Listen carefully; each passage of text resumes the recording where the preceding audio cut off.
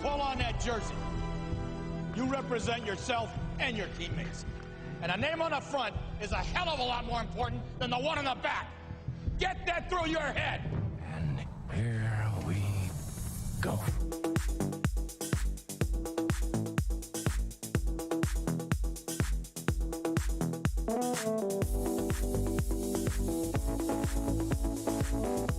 And it is no good. He missed it. Are you kidding me?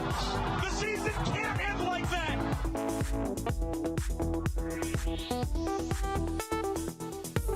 The playoffs? Don't talk about playoffs. You kidding me? Playoffs? I just hope we can win a game. What we've got here is failure to communicate. We all go a little mad sometimes. Some goofball in a hat and a red shirt. Now he takes off the shirt. He's running down the middle by the 50. He's at the 30. He's bare-chested and banging his chest. Now he runs the opposite way. He runs to the 50. He runs to the 40. The guy is drunk, but there he goes. The 20. They're chasing him. They're not going to get him. Waving his arms. Bare-chested. Somebody stop that man.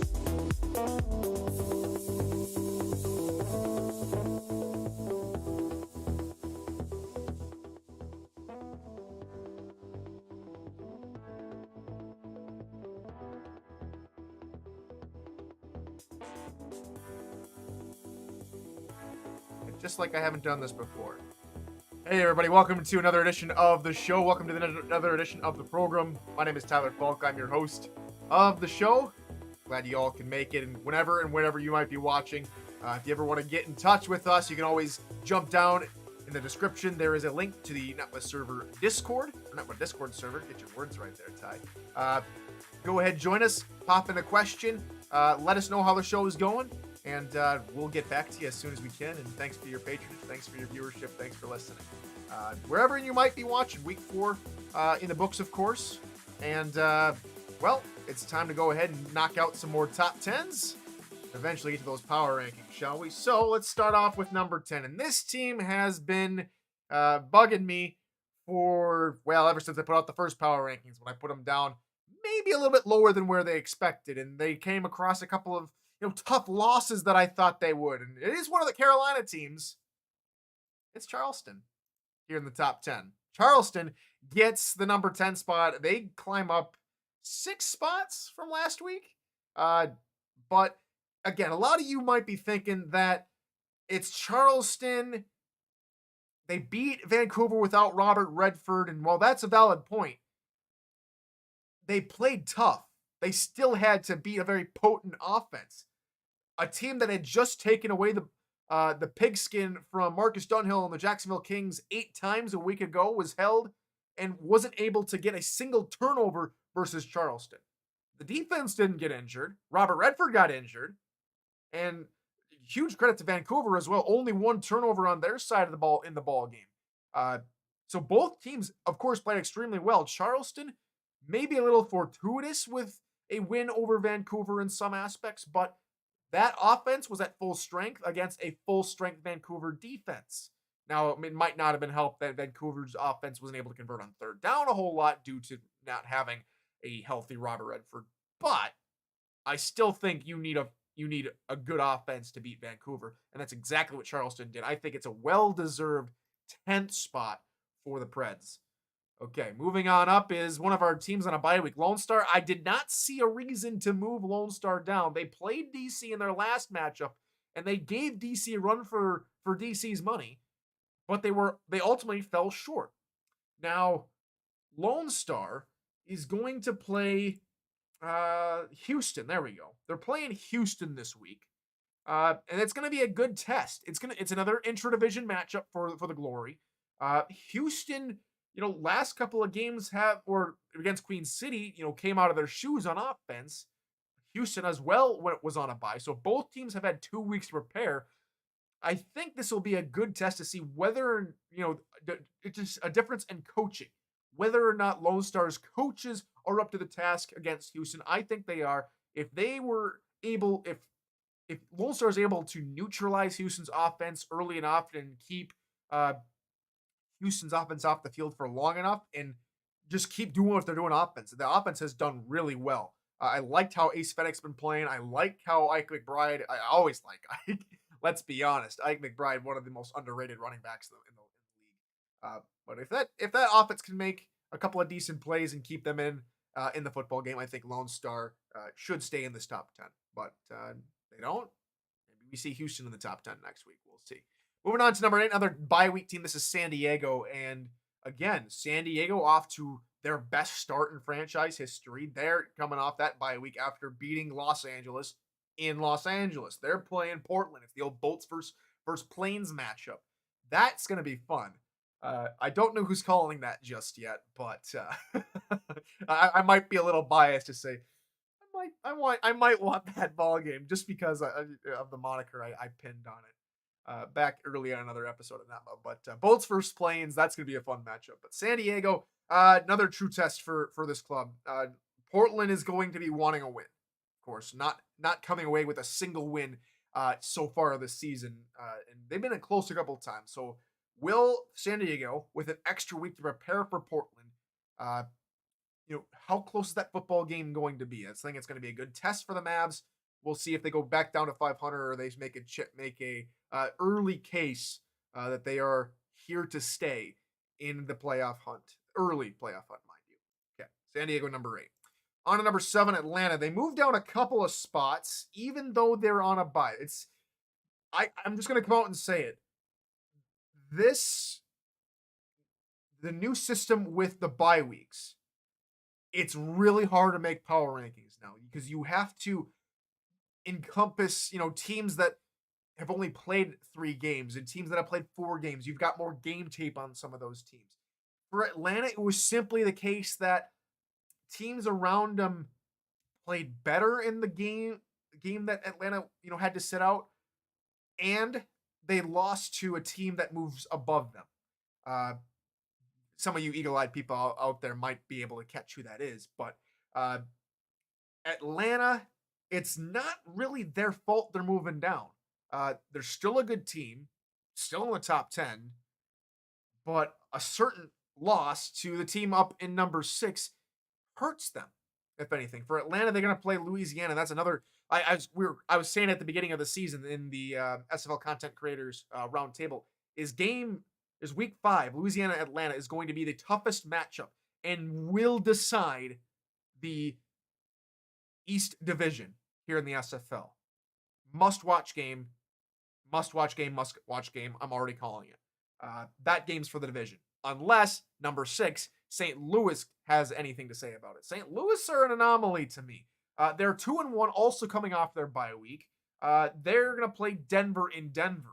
If anything's to go by with how a couple of their teams around them played. Atlanta beat Denver. Louisiana lost to Denver.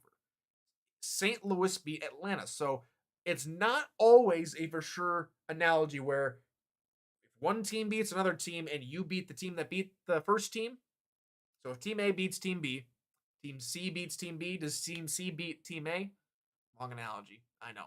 Apologies. Long story short, is St. Louis going to beat Denver? I don't know that just yet. I think St. Louis, to make an early case for themselves and to maybe pull off maybe a dark horse East Division title, they have to win this football game. They've proven they can beat Atlanta in the Hive. Can they beat Denver in Denver? It's a whole different ball game playing in the Mile High City. So again, St. Louis move up because they beat Atlanta, and in my opinion, that makes them a better team. On to number 5 is the Aztecs in Mexico City. Little shaky start for the Aztecs, and a lot of the good teams will have these shaky starts at the beginning of the season. All of a sudden, they'll find their midseason form, and it'll be just fine. Is Mexico City that team? I think they're still a good team. I think they're still a playoff team. I'm starting to believe that Mexico City at this point might not be a championship quality team. I think teams around them are much more set up. And this is no slight to Ramos and company over in Mexico City. You have to beat DC. And you have to be a much more composed uh, in that situation. Aztecs looked downright under. They just underperformed. That's probably the easiest way to say it. They almost went Pittsburgh Steelers and tried to play lower to their competition. That's the typical phrase you hear a lot from Pittsburgh fans, at least. But for Mexico City, DC is not at any stage, in my opinion, anywhere beneath them. I think DC was right there with them. In fact, I had them in probably reversed order. I think DC was at 6 last week, and Mexico City was at 4. But for Mexico City, for Matt Wilson to throw 3 ducks, not the typical sight we're used to seeing from Matt Wilson. Uh, couple of picks, one by Rockefeller, Peanut Sega on the act, and I'm missing one. I think the generic pickoff number 3. I can't tell. Answers on a postcard. But for the DC Dragons, when we're talking about the game that Mexico City had, the defense needs to play a little bit better. They let Synergy roll around in the pocket and make one of the most athletic throws I've seen ever in a all-pro football sim.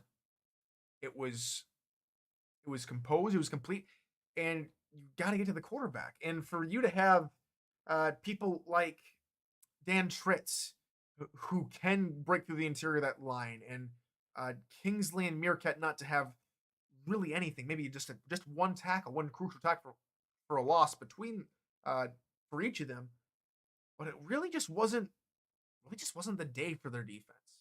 Maybe they learn from this, maybe they come back from it, but they got plenty of games left to do it.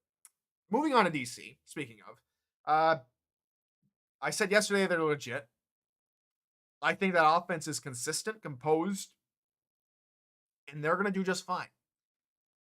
They need to keep this form up. It's going to be tough for them. They've got their bye week this week, so they get a chance to prepare for their week 6 match against London, which won't be an easy test. Of course, it's going to be on American soil, not over in the UK across the pond. That should be, theoretically a little bit easier matchup for the Dragons, but they can't go into the bye week and lose that entire form. Is this maybe a stumbling block for DC? We'll have yet to find out. We've got 2 weeks to maybe filter that out. So DC number 4. On to number 3, Vancouver. And I'm not moving them down further than 3 because when you lose Robert Redford early on in a football game and you don't have a true backup running back, you are going to struggle. Tom Pepper performed admirably, had a fantastic pass to Kendra Hall. It was last seen on the top 10s list provided by the league for week 4. Go check out that play. It's number, I won't spoil it for you. You have to go watch it. You go find out what top 10 list that play made. So maybe it's tough for Vancouver. They slide down to number 3. Robert Redford will come back when they play Florida in week 6. They are also on their bye week this week, or first of 2. Number 2, which means Florida moves up, and it's a spot that Florida haven't been in since, the championship.